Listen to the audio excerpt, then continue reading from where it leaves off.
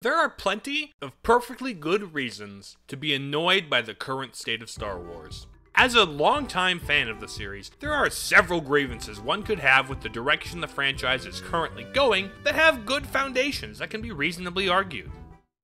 This is not one of those things. The thing that I'm annoyed by that I want to discuss today is dumb and petty and ultimately doesn't matter. So if you're gonna go to the comments being, oh, it's not that big of a deal, why are you being so aggressive about it? I know, and I don't care. I know Star Wars has no shortage of hills that I could choose to die on, and I know that the one that I picked is dumb. And you know that I know that. You did click on a video titled being unreasonably annoyed by Star Wars after all, didn't you? And yes, the video is nothing less than an irrational opinion piece on something that doesn't matter. I fully admit to that. I'm probably wrong for holding this opinion, okay? Happy? Now, with several layers of lampshading out of the way, what is it about modern Star Wars that annoys me to such a degree?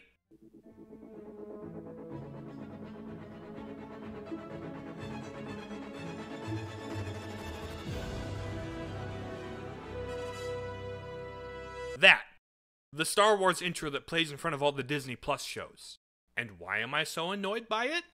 Because it's dumb, and bad, and stupid, and dumb, and I don't like it. Maybe there's a little more nuance under the surface than that, but ultimately it boils down to I just think it's stupid. But as I explain it, please remember that this video isn't about the quality of the shows it's attached to. Whether you, or I, or somebody else on the internet like or dislike any of the shows or movies I mention here, the only point that I mean to make is that this part right here, by itself, in isolation, sucks. So can we please limit the discussion to that? Thank you. For starters, it plays in front of the episode along with the other studio credits when it is in actuality not a credit. It's not like the Marvel Studios logo, which serves to credit an actual film studio involved with the production of the movies and shows. There is no such thing as a Star Wars Studios. This is purely a tag for branding purposes to remind people who selected a Star Wars show on Disney Plus that yes, the show that you are watching is in fact a Star Wars show. And that's not something I'm against in principle. If I was, I'd also have problems with the concept of title screens and theme songs, which I don't. The movies have always had this kind of branding in their intros. What I have an issue with is how it's being presented in this instance. I brought up a comparison to the Marvel Studios logo earlier, and that was intentional foreshadowing. Because I feel like this intro is the result of some executive saying Star Wars needs to have a brand logo like Marvel has, and then hiring somebody to make a Star Wars intro exactly like Marvel Studios without considering why Marvel has the logo it does and how it isn't what Star Wars needs because Star Wars is not Marvel. Well, it does feel like it's starting to try too hard to become Marvel, with entire plot points for one show being trapped in other unrelated shows, and the whole rumored Heir to the Empire Thrawn movie that looks like it's trying to be the Avengers level crossover for Star Wars shows. But that's this whole other discussion for another day. So why is the Marvel Studios logo the way that it is? Because Marvel's a comic company.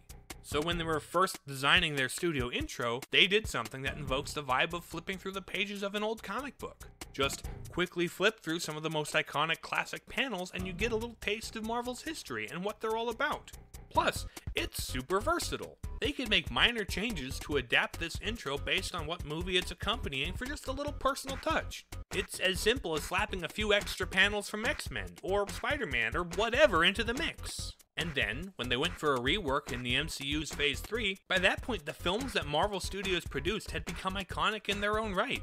And so now the studio logo starts as comic panels, transitions into the scripts and concept art, until finally blasting us with some of the MCU's most iconic shots. It's a brilliant studio credit that uniquely illustrates and celebrates the progress of Marvel as a company, with bonus points for maintaining that flexible adaptability of the original, as fantastically illustrated by this beautiful tribute to Stan Lee, that they decided to tack onto Captain Marvel of all things, for some reason, when saving it for Endgame would probably have made more sense and felt a little more meaningful, but you know. there is a really good reason the Marvel Studios logo be like it do. It's not as simple as flashing iconography go brrrr, which is all the Star Wars intro is. It's like someone was told to make an intro like Marvel's, asked themselves, what iconic images can I flash across the screen to invoke the Star Wars brand? Looked down the Lego aisle at Walmart and got so excited he just about peed his pants. It's just static shots of a random collection of Star Wars brand TM helmets and droid heads, illuminated by the most common lightsaber colors, red for the bad guys and blue for the good guys. Wait a minute, you mean to tell me they didn't even bother to put any thought into what colors illuminate which faces? Isn't it red for bad and blue for good? Does that not apply anymore, or is there something about C-3PO they're not telling us? Plus, this intro tries to do the whole Marvel adaptability thing, shaking up which helmets are shown before which show. And sure, it's cute that the Bad Batch shows a bunch of characters that feature prominently in past animated shows. And while I do get the significance behind making Darth Vader's helmet the last one shown in the Obi-Wan Kenobi show's intro, what the butt is Forge Lady doing there? This is the first show where the intro flashes her helmet, but this is Obi-Wan freaking Kenobi. Why is she here?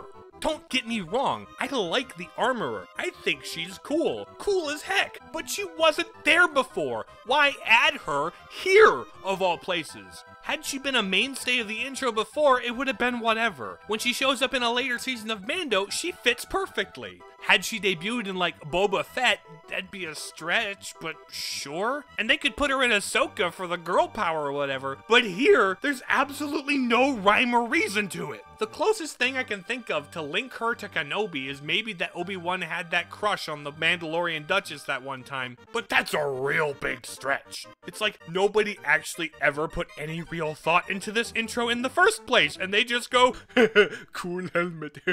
Then they go and make it worse by totally fumbling the music. You'd think that this should be a slam dunk. Star Wars has a metric crap ton of iconic music to plagiarize for your 15-second brand bumper, and you use exactly none of it. It's just vaguely orchestral brassiness that goes nowhere. It's the kind of generic, melodically non-committal, great value John Williamsiness that's been watering down all of Disney's Star Wars projects, even the ones they make John Williams himself do the soundtracks for, because soundtracks in general have been getting progressively more and more bland and melodically uninteresting since 2010. But that's yet another topic for yet another day. And the dumbest thing is, Disney's nailed it before. Star Wars Rebels managed to invoke a more iconically Star Wars sound using a single note. The entire intro stinger for the Rebels show is 6 notes long, yet it does a better job establishing the trademark Star Wars vibe than an entire 15 seconds of generic orchestral floundering. This is like if you asked an AI to write Star Wars music but the free trial timed out right before it got to the good part. Speaking of previous Disney-owned Star Wars projects doing a better job at making intros than the Disney Plus one I hate, let's look at how Rogue One and Solo opened their films. Of course, the sequel trilogy wholesale ripped off the title crawl, as is to be expected from numbered sequels, but these two side story films did something to immediately establish the Star Wars branding and tone, while also offering their own unique twist on it, in a way that felt like it authentically belonged in Star Wars, and wasn't trying too hard to be a different, wildly successful studio that Disney owns. Watch this. A long time ago, in a galaxy far, far away. Boom. Movie starts. Now Solo. A long time ago, in a galaxy far, far away. Then a little more context is given, continuing the cyan text on a black background motif.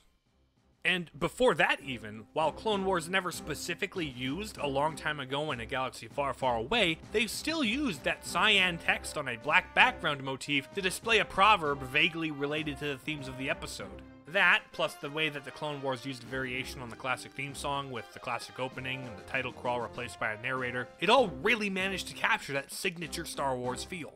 Cyan letters on a black background in a bold Gothic font. That's all you need to make a good Star Wars intro bumper. You don't even need music. Botching the music because nobody's allowed to write soundtracks like they did in the 80s anymore is entirely optional. It's not that hard. Watch, I can make a better Disney Plus Star Wars bumper than Lucasfilm.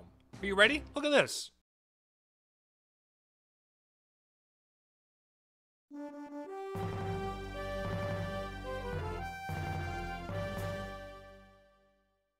Boom! Perfect! That's all I want. That's all you really need.